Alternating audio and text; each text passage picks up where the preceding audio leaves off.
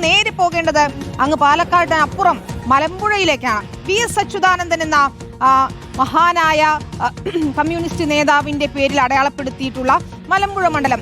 അവിടെ VSന്റെ PA ആയിരുന്ന A Suresh കൈപ്പത്തി ചിഹ്നത്തിൽ മത്സരിക്കാൻ എത്തുന്നു മലമ്പുഴയിൽ എന്നതാണ്.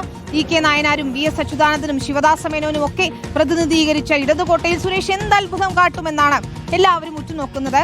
കഴിഞ്ഞ തവണ ഇവിടെ 3-ാം സ്ഥാനത്തായിരുന്നു UDF സ്ഥാനാർത്ഥി എന്നതുകൂടി ഓർക്കണം.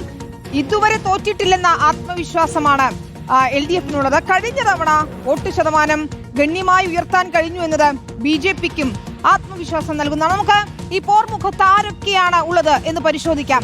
LDFനായി സിറ്റിംഗ് MLA A പ്രഭാകരൻ തന്നെ മത്സര രംഗത്തുണ്ട്. UDFനായി നമുക്കറിയാം VS അച്യുതാനന്ദന്റെ PA ആയിരുന്നു. ഈ അടുത്ത ദിവസം കോൺഗ്രസിൽ ചേർന്ന A സുരേഷാണ് അവിടെ UDFന്റെ സ്ഥാനാർത്ഥി.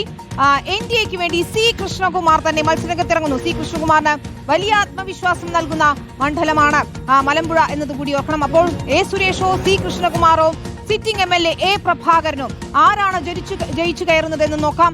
ഇക്ബാൽ അറക്കലാണ് ചേരുന്നത്. ഇക്ബാൽ, 3 പേരും ശക്തരാണ്. UDF കഴിഞ്ഞ തവണ 3-ാം സ്ഥാനത്തായിരുന്നു. പക്ഷേ ഇടത് കോട്ടകളിൽ വിള്ളൽ വീഴ്ത്താൻ A സുരേഷിന് സാധിക്കുമോ എന്നാണ് അറിയേണ്ടത്. ഒപ്പം C കൃഷ്ണകുമാറിനെ സംബന്ധിച്ചിടത്തോളം വലിയ ആത്മവിശ്വാസമുണ്ട്. കഴിഞ്ഞ തവണത്തേക്കാൾ വോട്ട് ശതമാനം ഉയർത്താൻ കഴിയും, ജയിച്ചു കയറാനാകുമെന്നാണ് അദ്ദേഹം പറയുന്നത്. പക്ഷേ സിറ്റിംഗ് MLA തോൽപ്പിക്കുക, A പ്രഭാകരനെ, അദ്ദേഹത്തിന്റെ ജനകീയതയെ തോൽപ്പിക്കുക അത്ര എളുപ്പമാകില്ല അല്ലേ?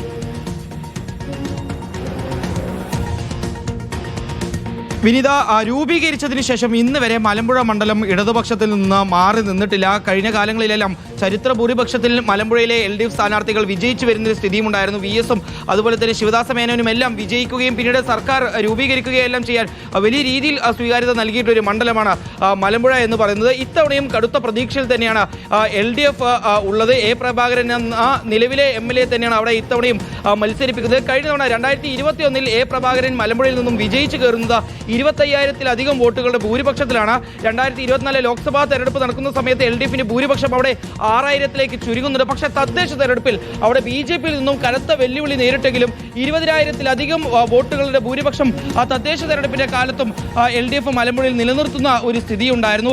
8ഓളം ഗ്രാമപഞ്ചായത്തുകളുണ്ട് മലമ്പുഴ മണ്ഡലത്തിൽ. അതിൽ 6 ഗ്രാമപഞ്ചായത്തുകൾ ഇപ്പോഴും വലിയ ഭൂരിപക്ഷത്തിൽ ഭരിക്കുന്നത് LDF തന്നെയാണ്. ഒരു ഗ്രാമപഞ്ചായത്ത് മാത്രമാണ് UDFന് ഭരണം നേടാൻ വേണ്ടി സാധിച്ചിട്ടുള്ളത്. അത് മരുതറോടാണ്.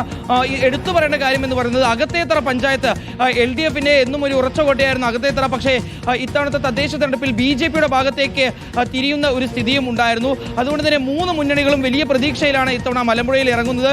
പാർട്ടി വോട്ടുകളിൽ യാതൊരു രീതിയിലുള്ള ചാഞ്ചാട്ടം ഉണ്ടാവില്ല എന്ന പ്രതീക്ഷയോടുകൂടിയാണ് LDFും A പ്രഭാകരനും മലമ്പുഴയിൽ ഇത്തവണയും ജനവിധി തേടുന്നത്. പക്ഷേ ബ്രൂവറി വിഷയം ഉൾപ്പെടെ വലിയ രീതിയിൽ സ്വാധീനിച്ചിട്ടുള്ള മണ്ഡലമാണ് മലമ്പുഴ. അതുകൊണ്ട് തന്നെ ഒരു മാറ്റം മലമ്പുഴയിൽ ഉണ്ടാകുമെന്നുള്ളതാണ് കോൺഗ്രസ് കരുതുന്നത്.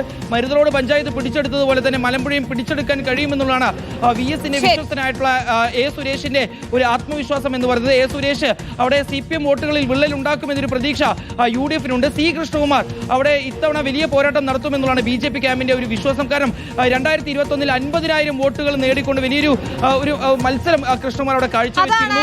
മാത്രമല്ല അകത്തേത്തറ ഭരണം മലമ്പുഴയിൽ A പ്രഭാകരൻ സിറ്റിംഗ് MLA, ഒപ്പം C കൃഷ്ണകുമാർ അവിടെ BJPയുടെ പരിചിത മുഖം, ഒപ്പം A സുരേഷ് കൂടി എത്തുന്നു. ഇടത് കോട്ടകളിൽ വിള്ളൽ വീഴുമോ എന്നാണ് നമുക്ക് കാത്തിരുന്ന് കാണേണ്ടത്. ഇതാണ് മലമ്പുഴയിൽ മത്സരത്തിനിറങ്ങുന്ന പ്രമുഖരായ സ്ഥാനാർത്ഥികൾ. നമുക്ക് മലമ്പുഴയിലെ കണക്കുകളിലേക്ക് കൂടി ഒന്ന് പോകണം. കഴിഞ്ഞ നിയമസഭാ തെരഞ്ഞെടുപ്പിൽ നമുക്കറിയാവുന്ന പോലെ ഇപ്പോൾ ഇക്ബാൽ പറഞ്ഞതുപോലെ തന്നെ ഇടത് കോട്ടയായ ഇതുവരെ മണ്ഡലം രൂപീകരിച്ച ഇതുവരെ തോൽവി അറിയാത്ത LDFനെ സംബന്ധിച്ചിടത്തോളം വലിയ ഭൂരിപക്ഷമായിരുന്നു. 75,934 വോട്ടുകളാണ് അന്ന് LDF നേടിയെടുത്തത്. അവിടെ രണ്ടാമതെത്തിയത് BJPയാണ്, NDA ആണ്. 50,200 വോട്ടുകളാണ് BJP സ്ഥാനാർത്ഥി NDA സ്ഥാനാർത്ഥി നേടിയെടുത്തത്.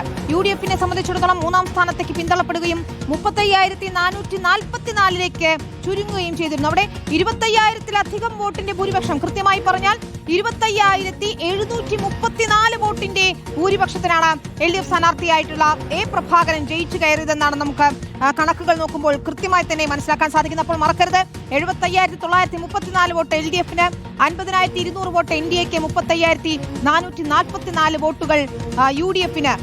ഈ 35,444 വോട്ടുകളാണ് A സുരേഷിന് ഉയർത്തിക്കൊണ്ടുവരേണ്ടത്. അതൊരു വലിയ വെല്ലുവിളി തന്നെയായിരിക്കും. 25,734 എന്ന് പറയുന്നത് ചില്ലറ ഭൂരിപക്ഷമല്ല A പ്രഭാകരനെ സംബന്ധിച്ചിടത്തോളം, LDFനെ സംബന്ധിച്ചിടത്തോളം. ഇനി നമുക്ക് ഇത് കഴിഞ്ഞ നിയമസഭാ തെരഞ്ഞെടുപ്പിലെ കണക്കാണെങ്കിൽ തദ്ദേശ തെരഞ്ഞെടുപ്പിലെ കണക്കുകളിലേക്ക് കൂടി പോകാം. തദ്ദേശ തെരഞ്ഞെടുപ്പിലും LDF-ന് വലിയ മുൻതൂക്കമാണ് അവിടെയുള്ളത്. 69,788 വോട്ടുകളാണ് LDF നേടിയിട്ടുള്ളത്. UDF-ന് അവിടെ തദ്ദേശ തെരഞ്ഞെടുപ്പിൽ പക്ഷേ ആത്മവിശ്വാസമുണ്ട്. രണ്ടാം സ്ഥാനത്തെത്താൻ കഴിഞ്ഞിട്ടുണ്ട്. 48,463 വോട്ടുകളാണ് അവിടെ UDF-നെ സംബന്ധിച്ചിടത്തോളം തദ്ദേശ തെരഞ്ഞെടുപ്പിൽ നേടിയെടുക്കാൻ കഴിഞ്ഞത്. ഇന്ത്യയും ഒട്ടും മോശമല്ല. 45,530 വോട്ടുണ്ട്. അവിടെയും നോക്കൂ, LDF-ന്റെ ലീഡ് 20,000-ലധികമാണ്. 21,325 വോട്ടിന്റെ ലീഡാണ് തദ്ദേശ തെരഞ്ഞെടുപ്പിലും അവിടെ LDF-ന് നേടിയെടുക്കാനുള്ളത്. യഥാർത്ഥത്തിൽ ഇടത് കോട്ട തന്നെയാണ് മലമ്പുഴ.